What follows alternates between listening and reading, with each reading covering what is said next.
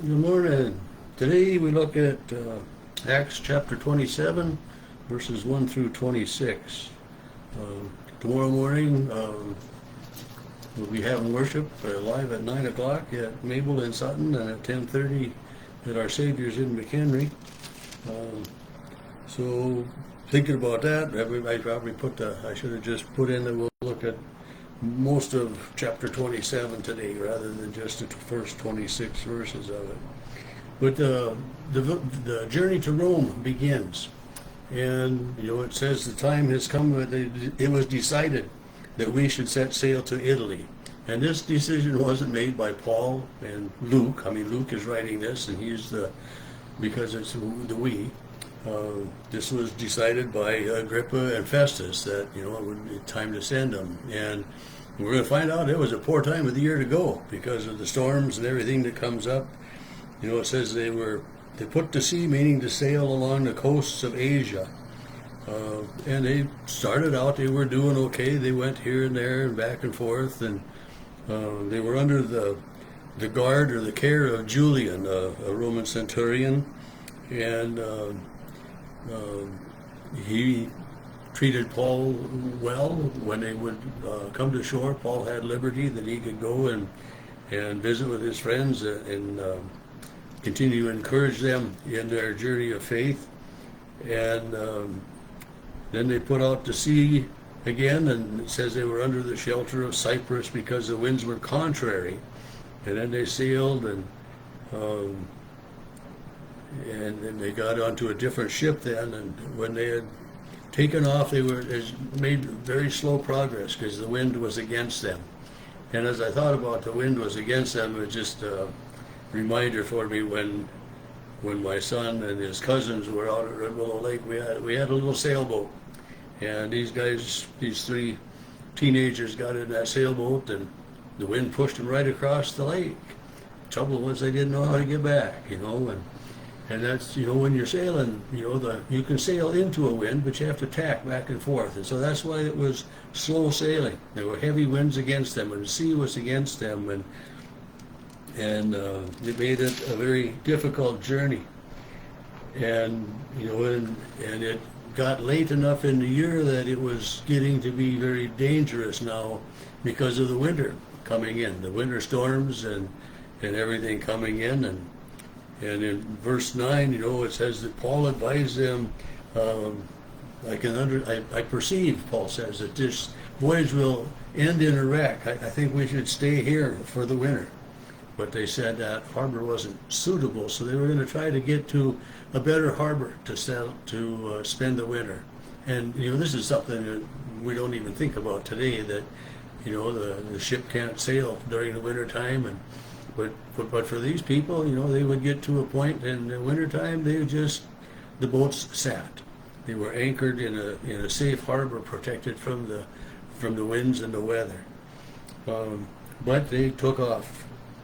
And it says the south wind blew softly against them.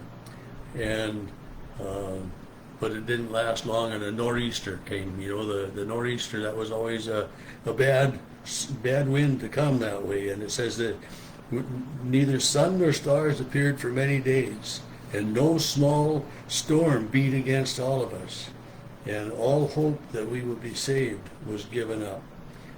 But they had thrown the food, they had thrown everything overboard, trying to lighten the ship to make it so that maybe they would make it to where they were going. But nothing helped. And but they were getting to this point, and in verse 22, Paul says, I urge you, take heart, for there will be, well, I should start just before that in verse 21, Paul says, men, you should have listened to me and not have sailed from Crete and incurred this disaster and loss. But now I encourage you to take heart, for there will be no loss of life among you, but only the ship. For an angel of the Lord stood alongside me and spoke to me last night. So, when Paul had warned them about, not sailing, Paul was not a seafarer. He wasn't the captain of a ship or anything, and so you can kind of understand why they didn't really listen to him. But here now, Paul says, we're all going to live through this. We're going to be okay. And it says, when the 14th night had come, we were driven up and down in the Adriatic Sea, and about midnight, the sailors sensed they were coming near land. They took soundings, and it was 20 fathoms, and they got a little further, and it was 15 fathoms. And then it says they feared they would run aground on the rocks, so they dropped 4 anchors. And as the sailors were attempting to escape from the ship, when they let down the skiff under the pretense of putting anchors out more, Paul warned the centurion and the soldiers that unless those men stay in the ship, you cannot be saved. So the soldiers cut away the ropes for the skiff, for the little lifeboat, and so those soldiers or those sailors didn't get off. And in the morning, when it was about dawn, Paul encouraged them to eat what they could. You think about that. You've been out on the sea, storm-tossed, and thrown most of the food and everything overboard. But Paul says, it's time to have some food, time to get some nourishment, get ready for the days ahead that aren't going to be, so awful good. He says, he told them, today is the 14th day you have waited and continued without food. Therefore, I urge you to take nourishment, for this is your survival, since not a hair will fall from the head of any of you. So he took bread then and gave thanks to God in the presence of all of them. And it says, when he had broken it, he began to eat. They were all encouraged, and they too took food for themselves. And he says, Luke tells us there were 276 people on the ship.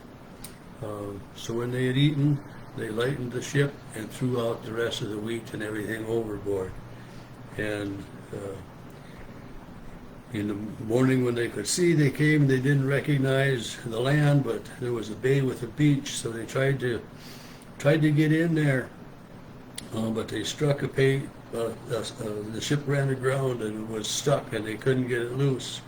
So in verse 42 it says, the soldiers' plan was to kill the prisoners lest any of them would swim away and escape. But the centurion kept them from that and commanded that those who could swim jump overboard first and get to land, and the rest, some on boards and some on parts of the ship. And it was, they all escaped from land. So, there was the continuing plots and the continuing, I can understand the soldiers' point. They were in charge of making sure the prisoners got to where they would be. And if the prisoners escaped, the soldiers' lives would be at risk because of that. But those that could swim were allowed to get off first and swim to shore, and then the others, after the ship was starting to break up. Think about that. You're on the ship, it's grounded, the waves and the wind are beating against it, and it starts to break apart. Here's your, we think we're so safe on a ship. We think we're safe in our homes, but yet we know what storms can do. Hurricanes, tornadoes, and all of that. And we've seen that here this summer in North Dakota, the power of tornadoes and the wreckage that can come, the devastation. And that's what happened here. The ship ran aground and was breaking up, and they find themselves on this island of Malta. But they had all escaped safely to land. So what Paul had told them, if they all stuck together, we're all in this together. We work together, we do things together, we're going to make it. And when trouble had come, the soldiers were going to look out for themselves, first and foremost. But Paul spoke up again, and it's just, it's amazing the way God worked through Paul, and then that this commander Julius listened to Paul. We can't help but see the hand of God at work in and through all of this. And we'll be finishing up the book of Acts, the first part of next week. And it's just, the journey and the trips and the trials and tribulations of these early Christians and all that they went through. And I think, we've learned an awful lot more about Paul than any of the other disciples.